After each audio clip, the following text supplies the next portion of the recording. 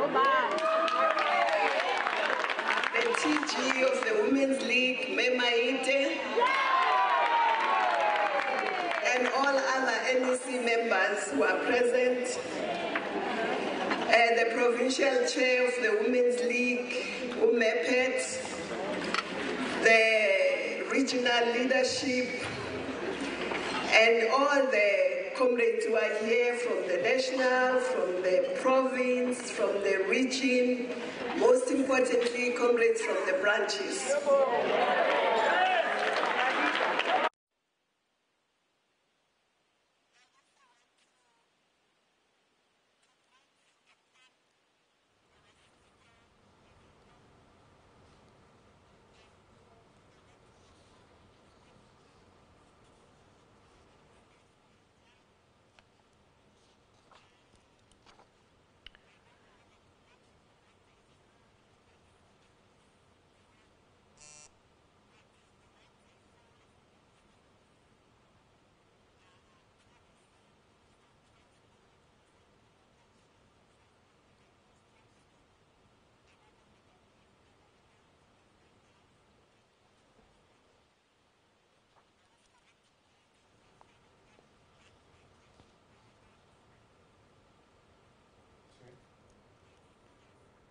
Apologies there. It seems like we lost our audio, but we'll definitely be crossing back to Ekurhuleni for Nkosazana Dlamini-Zuma's address.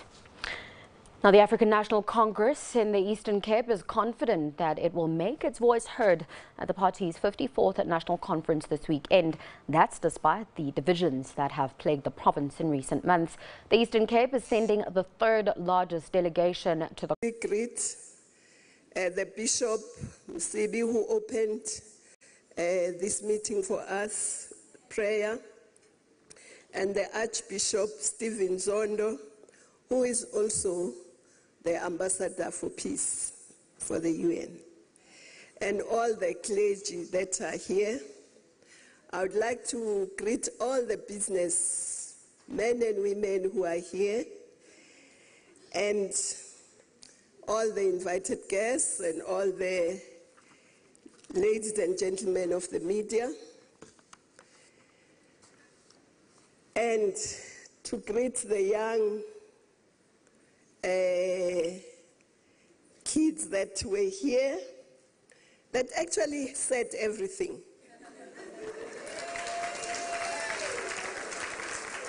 I think they said everything that needed to be said this evening. And we are very happy, and we thank the teachers who are doing such a good job. And we can see future leaders of all sectors amongst these young students. So we thank you very much. I'm also wanting to greet all the youth who are here, those who are in leadership and those who are not in leadership, in business, everywhere. Because young people, I saw Bavelile, I don't know who else is here, but I saw lots of young people, because young people are in a way the bridge between now and the future. So it's very important to see young people.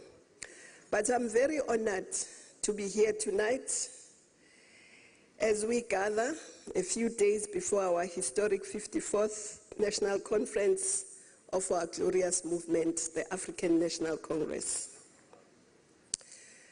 Like the founders of the ANC, at their conference more than 105 years ago, on the 8th of January 2012, the country, and indeed Africa, will be watching as the conference unfolds. Just like they did, they waited for the outcomes of the 1912 conference because they'd listened to their leaders like Sol Plaatje, and they'd listened to the leaders like Pixley Gaseme, calling for unity and they were calling for us to bury the demon of tribalism and to form a united nation. And of course, the ANC was established then as an instrument of the oppressed men and women of this country. Of course, the people of the African continent also waited during those days, as Pixley Gaseme spoke of the regeneration of Africa. And from Saturday, the world will be watching. The women of South Africa, even then, waited for the outcomes because they knew that Charlotte Maxeke was there representing them as the only woman who attended that conference. And we know that all South Africans will be watching that conference. Africans will be watching. The rest of the world will be watching.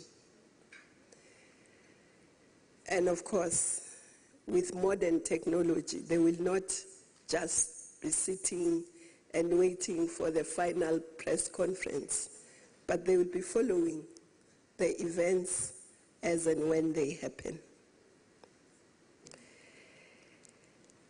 So, they'll be listening to us at that conference.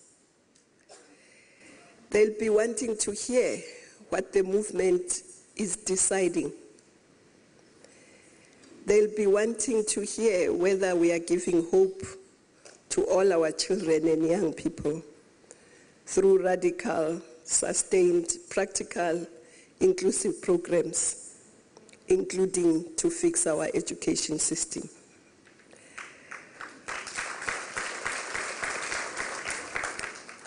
We just heard research that so few of our grade 4s are able to read, even after 4 years of schooling. We cannot continue to condemn our children to a future of ignorance and illiteracy. Literacy and numeracy as a foundation for science, technology, engineering, arts, and maths are critical. They are also critical in solving the challenges that we face today. And for these generations to take their rightful place amongst their peers in the world. South Africans will be watching to hear our debates and about how we are going to deal with the historic injustice around the land, so that more of our young people, black and white, study agriculture and agricultural sciences, get access to land, agricultural inputs and extension services, markets and capital. Our country must remain self-sufficient in food, and it must contribute to Africa's food security, and indeed work to become, together with our neighbors, a vibrant hub of agro-processing as we battle and mitigate and prevent some of the challenges of climate change. Our people, black and white, will also be taking a keen interest to hear what our movement will do about radical economic transformation. The unemployment. They will be wanting to know what measures are we going to take to create jobs in manufacturing, in services, creating new industries. And they'll be wanting to hear how we're going to work towards halting the shedding of jobs, how we're going to build our infrastructure, both in the rural and urban areas, how we're going to build our blue and green economies, and also in the process, skilling our people to contribute to sustained and inclusive economic development and growth. The working and middle strata, business and labor, also want to know what we will do to ensure that economic empowerment is inclusive, using procurement, addressing barriers to entry by monopolies, access to capital, and through macro and micro economic policies, and to facilitate entrepreneurship and growth in all sectors of the economy. In particular, they'll want to know how we're going to implement strategies to build local economies of townships, villages, small dopes across the length and breadth of our country. Indeed, comrades, our people want to know how we will strengthen South Africa's developmental state envisaged in our constitution. This includes clamping down on corruption, which undermines public trust and the capacity of the state. It includes building a professional public service that is responsive, hardworking, honest, and committed to the people. It will require a hard look at some of the approaches to public service and management, whether they do not indeed facilitate and provide an ecosystem for non-responsiveness and for corrupt practices to flourish. Our people expect us to rise to the occasion and provide a vision and practical program of how we will once again work together to build a better life for all South Africans and a country that belongs to all of us. Comrades, it is not just within our borders that these deliberations will be followed. Africans, our neighbors and further afield, who fought side by side with us to end apartheid and colonialism, will keenly watch whether the ANC will give a clear signal of its role in the growth, integration, and development of the continent and the implementation of Agenda 2063. Over the last few years, low growth in South Africa also dragged down the aggregate growth of the continent as a whole. We must therefore play our role in building Pan-African companies, in the development of infrastructure that connect the continent, in the African skills revolution, in the industrialization, agriculture and agro-processing, and in the efforts to build an African common market through the continental free trade area, and in promoting peace, human rights, and democracy. Comrades, above all, what our people from all walks of life of this country and the continent will be looking for is the renewal of this glorious movement of Sene, of Dube, of Maxeke, Magatu, Mahabane, the Lillian Ngoyi, Nkosi Luthuli, JP, Max, Ruth First, Moses Kotane, Josie Palmer, ZK Matthews, Helen Joseph, the ANC of Oliver Tambo, Walter Sisulu, Albertina Sisulu, Dorothy Nyembe, Nelson Mandela, Ruth Mompati, Joe Slovo, Ahmad Katrata, Lalu Chiba, and many, many others who have left us by now and who fought for our freedom. Some did not even enjoy it, but they died for it.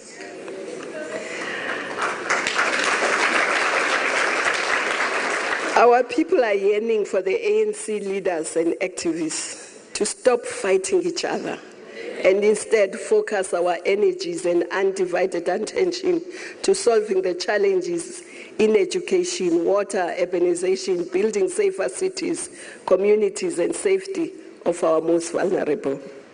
They are yearning for public representatives and servants to put people first, who strive for excellence in the public service and who fight wastage and corruption.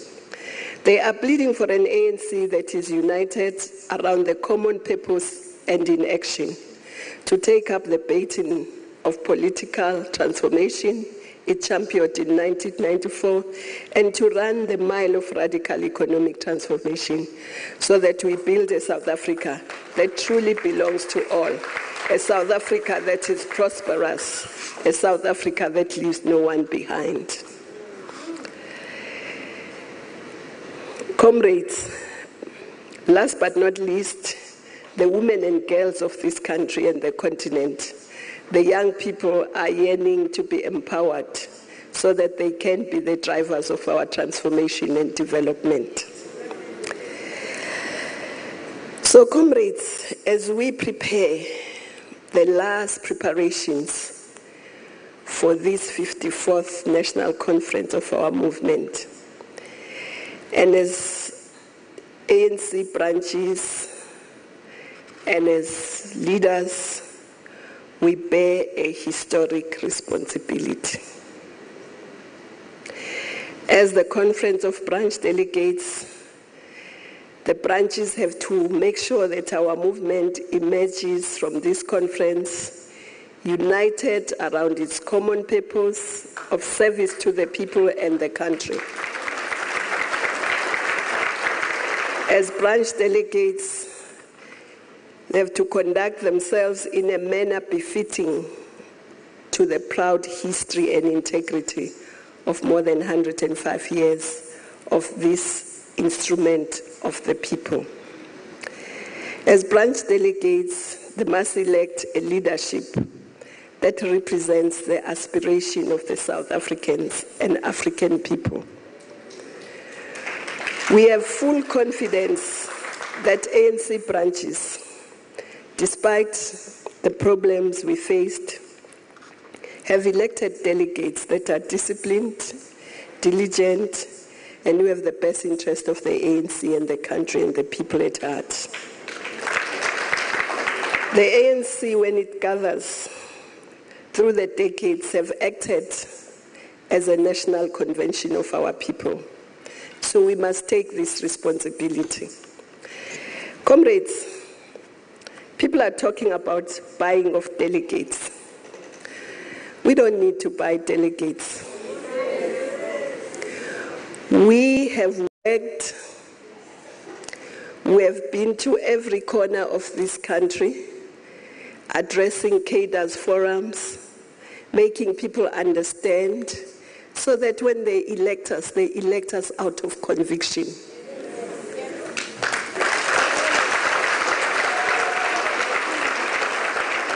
No leader, I hope, can be proud of being elected because of money.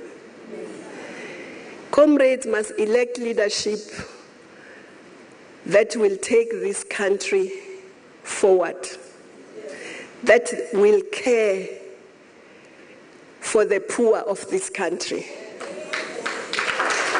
The leadership that will care about the unemployed. The leadership that will care about the people who are homeless. The leadership that will care about children who cannot go to school because they don't have money. The delegates must elect leaders that are going to use the ANC not for factional battles, but that is going to use the ANC as an instrument for the oppressed to make sure that they can get into the mainstream of this economy, that they can access land, they can access finance, they can access education. So that's the leadership we want.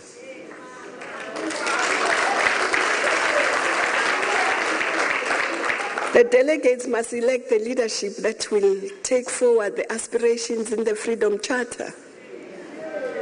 South Africa belongs to all who live in it. But also the doors of learning and culture shall be open. And if South Africa belongs to all who live in it, the land must belong to all who live in it.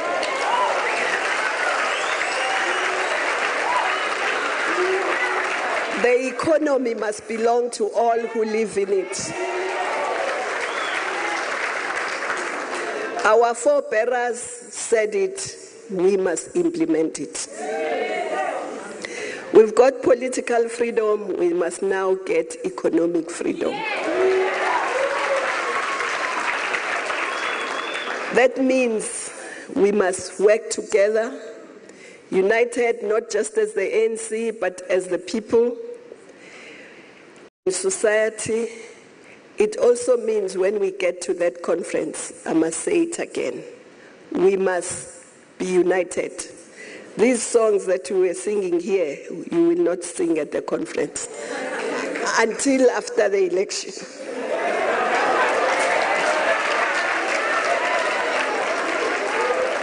When we are at the conference, we must sing uniting songs that unite every delegate. Every delegate must feel they are in an ANC conference, they belong. All the NDZ, CR, LM, whatever, LS, whatever, all that paraphernalia will end with the campaign. When we get to the conference, we will be wearing ANC paraphernalia.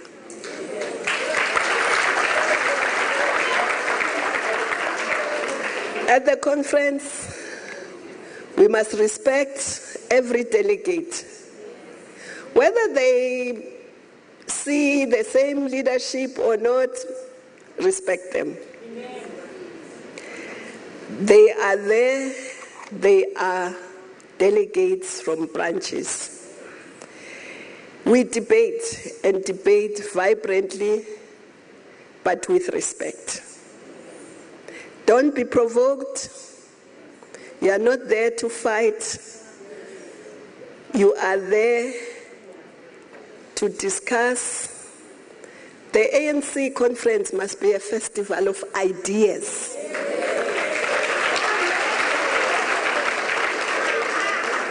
If you disagree, convince the next person on your views. Don't fight. Then that way, the conference will remain united. And indeed, we will not tolerate disruptive behavior in that conference. Divisive, disruptive behavior should not be tolerated. So that when we come out of that conference, we can be proud that this was indeed a people's convention. That indeed this is our glorious movement, which does not belong to us, by the way. That's why it's called the People's Movement. It's not ours.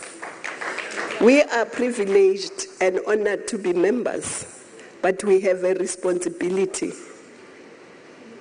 to defend, to protect, and to propagate the values of that movement. It's not ours, belongs to the people.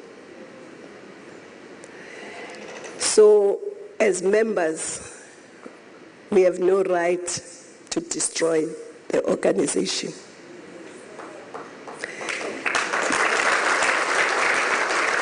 That this organization we inherited from our forebearers.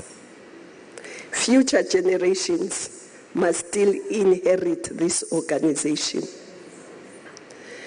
So every single one of us, inside the conference and outside the conference, has a responsibility to defend this glorious movement. So, comrades, I must thank the Women's League first for having decided, first of all, that we are going to the 54th conference. We are going to look for a cadre in the organization, but this time we are also going to look for a cadre who is a woman.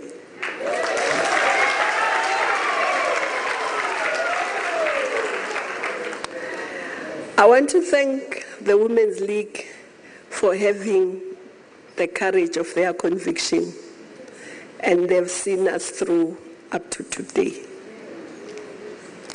Starting from the time they had their conference where they took this decision. So I thank the Women's League. I also want to thank the Youth League for having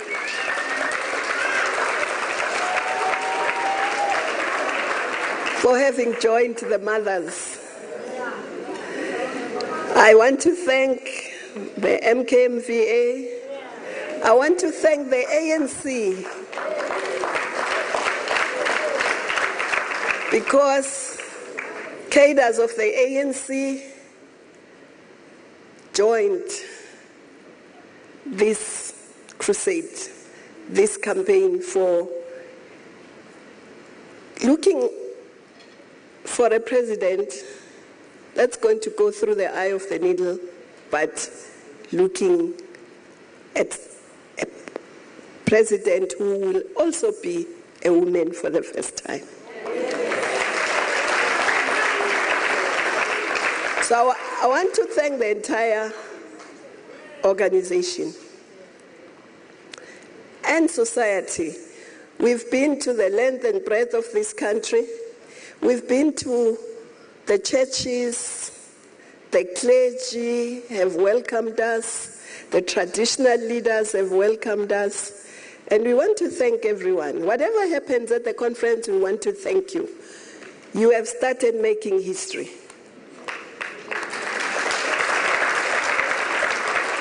As I said on Saturday, we are going to have a ballot paper at the ANC conference after 105 years for president that will have women.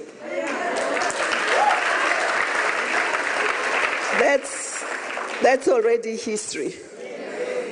Now we leave it to the delegates who love this organization, who will not sell it for money, who love this organization, who want to elect the leadership, not to be bought to elect a leadership. So, and as I said, we've worked, all of us, it's been a team effort from all structures. Now we leave it to the hands of the delegates and the Almighty.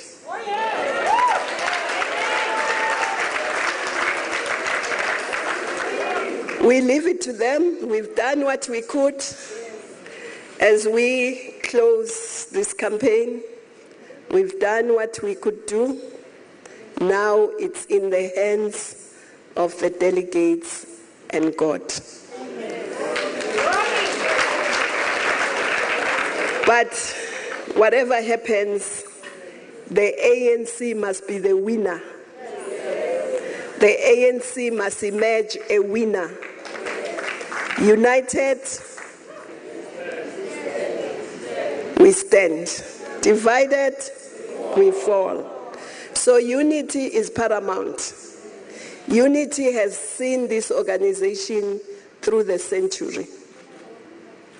We cannot be the ones who break it. We cannot be the ones who break it. But otherwise, comrades, I wish you a successful, dignified, peaceful, vibrant 54th conference. Amandla, viva ANC, viva!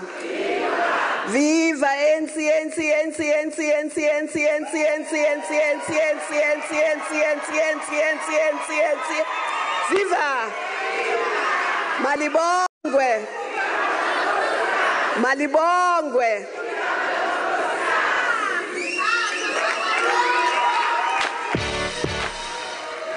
Those are some live visuals from Ekurhuleni, east of Johannesburg, where ANC presidential hopeful Nkosazana Dlamini-Zuma was addressing a gala event in her honor. More news coming up after the break. Don't go anywhere.